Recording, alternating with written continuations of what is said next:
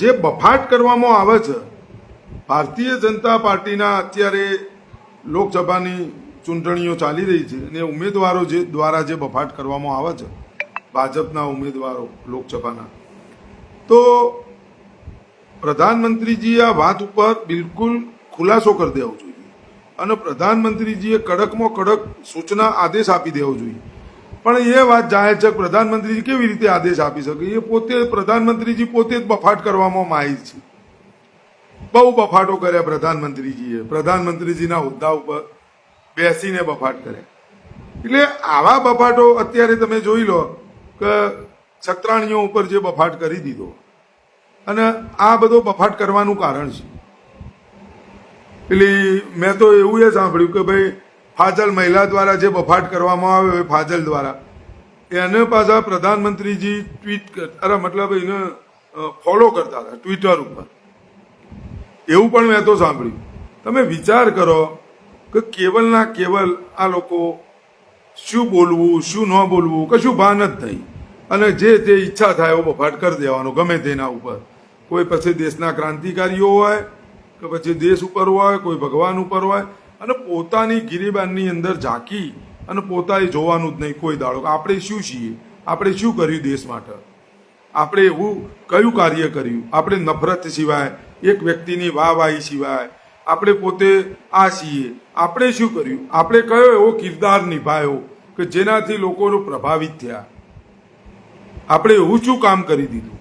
પણ આ બધી બાબતોથી દૂર વિમુખ એમનું દૂર દૂર સુધી કોઈ લેવા દેવા નહીં એવા લોકો બફાટ કરી દો, અને એ પાર્ટીના અને મેઇન મુખ્ય વ્યક્તિ પ્રધાનમંત્રીજી પોતે ભાજપ એટલે મોદી, ભારત દેશ એટલે અત્યારે મોદી ચાલી રહ્યો, વિશ્વમાં ડંકો મોદીનો વાગી રહ્યો, બધું મોદી. આ કને કર્યું મોદીજીએ કર્યું, આ કને કર્યું મોદીજીએ કર્યું, બધું અત્યારે ચાલી રહ્યું. અને એ પ્રધાનમંત્રીજી બિલકુલ કે ભાઈ કરો તે તાર બફાટ જે કરવો હોય. આ રાજકોટનો જે મુદ્દો બન્યો 1 મિનિટમાં આનું નિરાકરણ આવી જાય. અમારા ભાઈ ઊંઝા ઉમિયાધામ સંસ્થાના પ્રમુખ અને અત્યારે ભારતીય જનતા પાર્ટીના ધારાસભ્ય પણ ચાલુ છે, બાબુભાઈ જમનાદાસ, બીજેપી બાબુદાદાએ પણ બોલી દીધું. હવે બાબુદાદાને ખબર જ નહીં કે હું પોતે ઊંઝા ઉમિયામાતા સંસ્થાનો પ્રમુખ છું અને આવડી મોટી માતૃત્વ પાટીદાર સમાજની માતૃત્વ સંસ્થા છે એના હું પ્રમુખ છું. ધારાસભ્ય તો બાદની વાત, અને પ્રમુખ તરીકે હું સમાજનો શું સંદેશો આપીશ કે સમાજ એટલે કોઈ પાટીદાર સમાજના તમામ લોકોએ કોઈ મત આપીને કોઈને કોઈ પ્રમુખ બનાવતું નથી. ઊંઝા ઉમિયામાતા સંસ્થાના પ્રમુખ છે. એ સંસ્થા સમાજના ઉત્થાન માટે બનાવવામાં આવી છે, અને એને લઈ અને પોતાની ભાજપની વાહવાહી. હવે જો ભારતીય જનતા પાર્ટીના ચાલુ ધારાસભ્ય જ ઊંઝા ઉમિયામાતા સંસ્થાના પ્રમુખ હોય તો પછી આપણે શું અપેક્ષા રાખવાની? શું ન્યાય મળે સમાજને? એવો કોઈ મુદ્દો હોય, કોઈ પ્રશ્ન હોય, કોઈ વાત હોય લઈને તમે જો તો તમને શું મળે? હવે ત્યાં સમાજનું સર્વે કરવું, આ કરવું, સમાજમાં કેટલા લોકો ભાઈ જમીનમાંથી ખાતેદાર જ નથી, કેટલા પરિવારો 15-20 હજાર રૂપિયામાં ઘર ચલાવે છે. આવી બધી કોઈ ચિંતા નહીં કરવાની, સમાજનું સર્વે નહીં કરવાનું, સમાજના પડતર પ્રશ્નોનું કેવી રીતે નિરાકરણ કરવું એ બધું નહીં. પણ ભાજપની અમે વાહવાહી કરીશું, 26 સીટો આવી જશે. હવે પરસોત્તમ રૂપાલા સાથે બધો પાટીદાર સમાજ છે, બીજા સમાજો જોડાઈ ગયા છે. પરસોત્તમ રૂપાલાજી તો 25-30 લાખ મતે જીતી જશે, કહેવાનો મતલબ. અને આવો બફાટ તો પ્રધાનમંત્રીજી પોતે એવું ત્યાંથી નહીં કહેતા કે ભાઈ તમે સંસ્થાના પ્રમુખ છો, થોડી શાંતિ રાખો, જેટલું શોભા એટલું જ બોલો.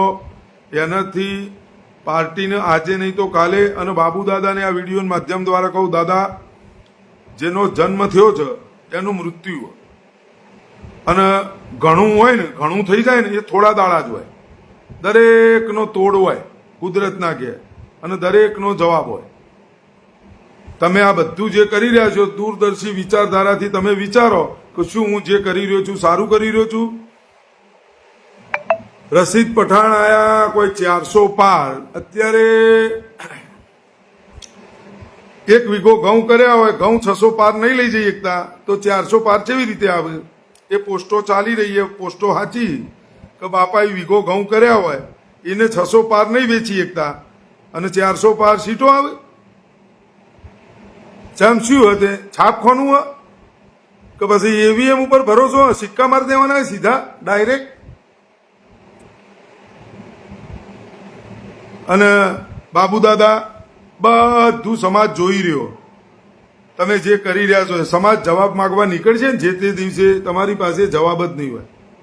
અને મા ઉમિયા, મા જગદંબા બાબુ દાદાને દૂરદર્શી વિચારધારાથી વિચારવાની શક્તિ આપે અને બાબુ દાદા કંઈક વિચારે સારું. છોડો વાહવાહી બધું જતું રહે છે, પદે જતું રહે છે, ધારાસભ્યનું અને પ્રમુખનું એ પદ જતું રહે છે. સમય આવશે એટલે તમારી પાસે કશું જ નહીં હોય અને પ્રધાનમંત્રીજીએ જવાના, એ પદ જતું રહે છે, બધું જતું રહે છે. બસ સમયની રાહ જુઓ. એ દિવસે તમે શું, સમાજ જ્યારે જવાબ લેવા નીકળશે ત્યારે તમે શું આપશો જવાબ? જવાબ જ નહીં હોય તમારા કોઈના પાસે. અને સમાજ જવાબ લેવા નીકળશે જ. પેલી ફાજલ મહિલા દ્વારા પટેલ સમાજની દીકરીઓ ઉપર જે બફાટ કરી દેવામાં આવ્યો છે એના વિશે એક નિવેદન નહીં આલું, એક નિવેદન આલવા કોઈ તૈયાર નહીં. મને તો એ ગજબ લાગે. અલ્યા ભાઈ, જે ખોટું છે એને તો ખોટું કહો. ભલે એ બીજો જે ટ્રમ્પેટ ચલાવતી હોય, જે વિષય ચલાવતી હોય એનો વિરોધ નથી, એ ચલાવો, જે ચલાવવું એ ચલાવો. પણ તમે એને જે બફાટ કર્યો છે એ 55 સેકન્ડની ક્લિપની અંદર, એના ઉપર તો નિવેદન આલો. કહો તો એને કહો ભાઈ તું શેનો બફાટ કરે? તારી પાસે આના કોઈ પુરાવા છે? તારી પાસે આનું કોઈ પ્રૂફ છે?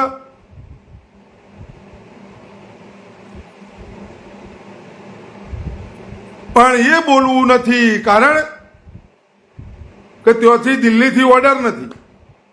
અને એ જ નિવેદન જો કોઈ બીજાએ આપી દીધું હોત તો પછી છે બહાર નીકળી જોત આ બધા, જેની ના પૂછો વાત.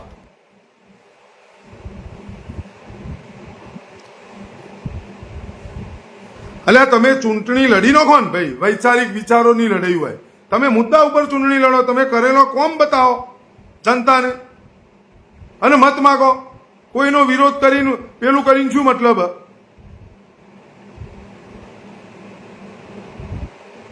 અને કોક સમાજ ભાઈથી શીખો કે જો મા બેન દીકરી ઉપર વાત આવે ને ત્યાં પછી કશું જોવાનું ન હોય. કોઈ પાર્ટીઓ ન જોવાની હોય, હોદ્દો ન જોવાનો હોય, કે કોઈ ખાતું એ ન જોવાનું, ખાતી એ ન જોવાની હોય.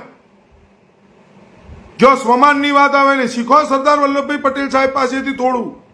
સ્વમાન ગીરવે મૂકીને કોઈ હોદ્દા ને એવું બધું ન લેવાય.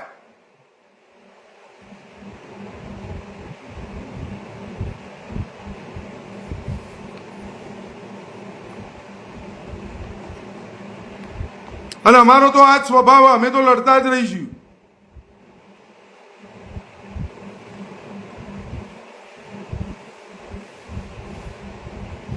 અમારી સરદાર સન્માન સંકલ્પ આંદોલન સમિતિ, અમારા અધ્યક્ષ મિથિલેશભાઈ અમીન, અમારા જે અમદાવાદના કન્વીનરો હતા, હું, અમે બધા તો જઈને મળ્યા. સોનલબેન, જે અમિતભાઈ સ્યાની સામું ઉભો છીએ, કોંગ્રેસ ગઠબંધનના ઉમેદવાર, કોંગ્રેસના ઉમેદવાર. તમે સમાજની દીકરી નહીં? અમે એમના સમર્થનમાં પ્રેસ કરવાના છીએ. સમાજને આહવાન કરીશું, એ લોકસભા મત વિસ્તારની જનતાને આહવાન કરીશું. બરાબર, માતૃત્વ સંસ્થાઓના, જે પાટીદાર સમાજની માતૃત્વ સંસ્થાઓ જેને જે પ્રચાર કરતી હોય કરો. તમે એમનો કરો, અમે અમનો કરીશું. અમને જે સમજણ પડે અમે કરીશું, તમને સમજણ પડે તમે કરો. સમાજ તમારા ભાઈ જવાબ માંગશે, સમાજ અમારા ભાઈ જવાબ માંગશે, અમારા ભાઈ જવાબ માંગશે. અમારો તો કિતાબ ખુલ્લી છે. તમારા ભાઈ જવાબ માંગે તમે આપજો, અને આજ નહીં તો કાલ સમાજ જવાબ માંગવાનો જ છે. કે કેટલા જણ લડતા હતા, કેટલા જણ વાહવાહી કરતા હતા, એ સમાજ જવાબ માંગશે સમયે. બસ સમયની રાહ જુઓ. અને છીએ બતાવીશું કે જો અમે કહેતા હતા ને સમાજ જવાબ માંગે, આજ માગી રહ્યો ને. ચોયથી કોઈ ઉપાધિ હતી જેવી ઉપાધિ લઈને આયા, ચેવડું મોટું કદ હતું રૂપાલાજીનું, ઓગળી ગયું ને. આ મને જવાબ માંગ્યો કહેવાય સમયે, અને સમયે સવાલ કર્યો કહેવાય. અત્યારે કોઈ હો મોણા ઉભા થઈને બહાર આવી જોઈએ હંગાત ના આવે. કેમ? જે વખત સમાજને જરૂર હતી, સમાજ માર ખાઈ રહ્યો હતો, સમાજ તમાશો બની રહ્યો હતો, સમાજની મા બેન દીકરીઓ ઉપર ગાળો બોલાતી હતી, ત્યારે રૂપાલાજી અંદર બેઠા હતા અને જોઈ રહ્યા હતા. એ પોતે તમાશો જોઈ રહ્યા હતા. આ તો સમયનું ચક્કર હે ભાઈ. અને મા ઉમિયા અને મા ખોડિયાર, મા અન્નપૂર્ણા અને સરદાર પટેલ સાહેબ એ આ જોઈ રહ્યા બધું. એ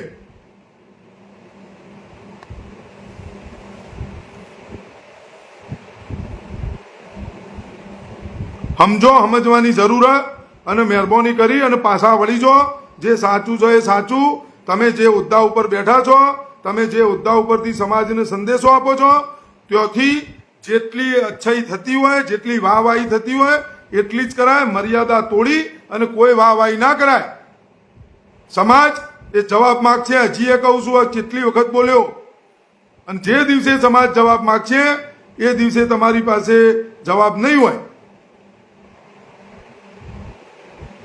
અને આ હોદ્દો જે બેઠા છો એ, અને જે પાર્ટીનો છે એ, અને પાર્ટી જે જનતાએ ધારા, બધું જવા માટે બન્યું હોય. બધું જતું રહેશે. ગમન ચકના ચૂર થઈ જશે. તમારી કોઈ સારી વાત છે એ સમાજ નોંધ રાખશે કે બધો સવાલો કરશે, અને એક સવાલનો જવાબ નહીં હોય તમારી પાસે. ભાઈ જો એ એમને માફી માગી લીધી. કોઈ પણ વસ્તુ બોલવાથી અમુક વસ્તુઓ એવી હોય કે તમે એવું પણ નિવેદન આપી જો. ઘણા લોકોએ માફી હજી સુધી નહીં માગી. તમે શું બોલી જો, પછી હું માફી માગી લઉં તો શું થાય? ગમે તે બોલી જો તમે મનમાં આવે અને પછી માફી માગી લેવાની, તો બફાટ કેમ કર્યો?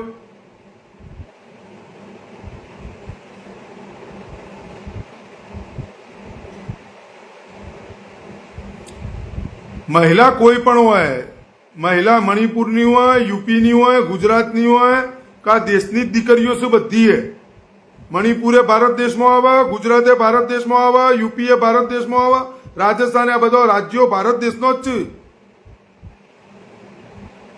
એ ભારત દેશની દીકરી પહેલી છે.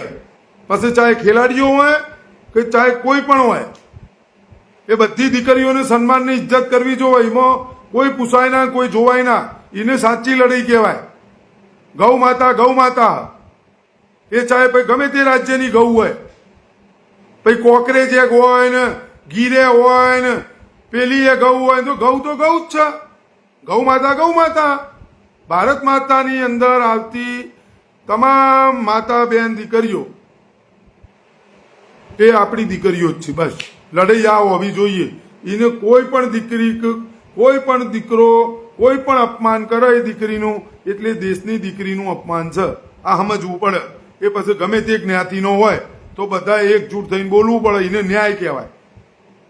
બાકી હું પટેલ હોય ને હું ન બોલું, કોઈ હેડો આપણો પાટીદાર છે આપણે નહીં બોલવાનું, તો એ ન ચાલે.